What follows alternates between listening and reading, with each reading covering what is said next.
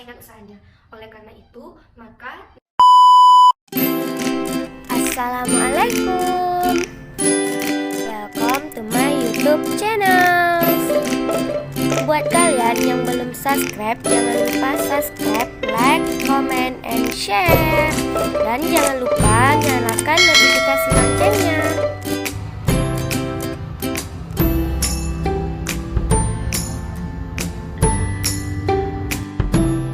perkenalkan, nama saya Ega Anggraini, NIM 2105110989 dari Prodi Pendidikan Ekonomi kelas 2B.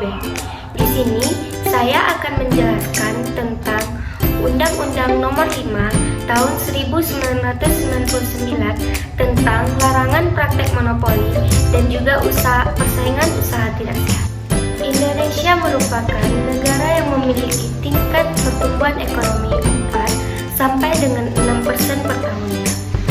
Pada tahun 2015, produk domestik bruto Indonesia mencapai sekitar 11.540 triliun rupiah. Nah, semakin tinggi tingkat pertumbuhan ekonomi, maka akan semakin tinggi pula tingkat persaingan usaha. Oleh karena itu, didirikanlah lembaga independen yang mengatur tentang persaingan usaha tersebut, yakni KPPU.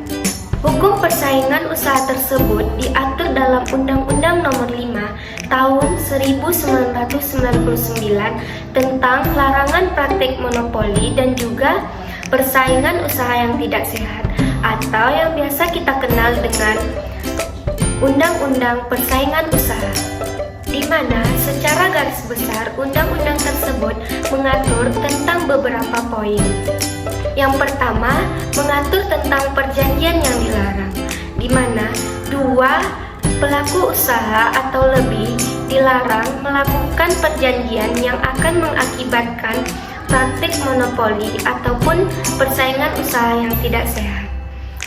Nah, perjanjian ini diatur di dalam pasal 4 sampai dengan pasal 16 Undang-Undang tentang larangan monopoli tersebut.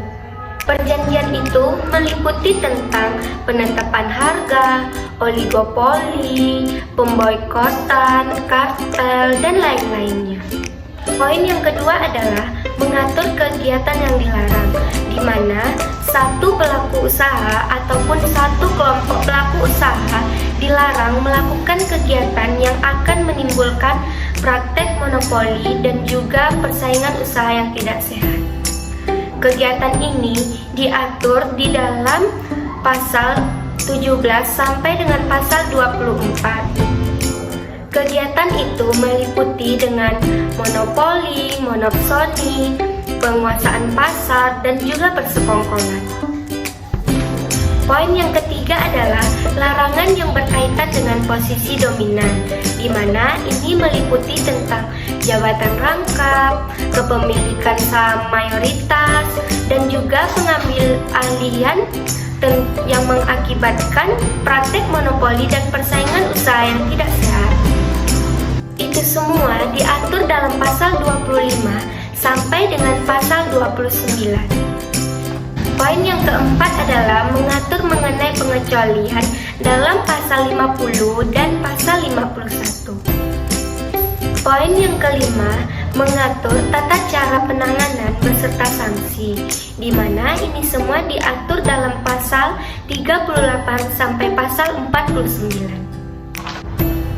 Poin yang terakhir adalah mengatur lembaga yang ditugaskan untuk mengawasi arus persaingan usaha di Indonesia, yakni KPPU, di mana ini diatur dalam pasal 30 sampai dengan pasal 38. Apa sih tugas dan wewenang KPPU tersebut? Secara umum, KPPU memiliki tugas dan wewenang menyelidiki, memeriksa, dan juga memutuskan dugaan pelanggaran persaingan usaha yang tidak sehat dan juga praktek monopoli.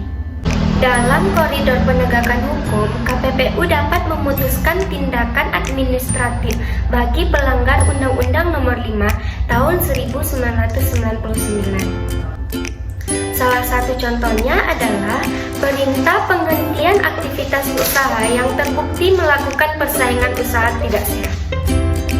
KPPU menjadi fungsi kontrol agar masyarakat terhindar dari perilaku anti persaingan yang terjadi di masyarakat, yang bertujuan meraup keuntungan secara besar-besaran.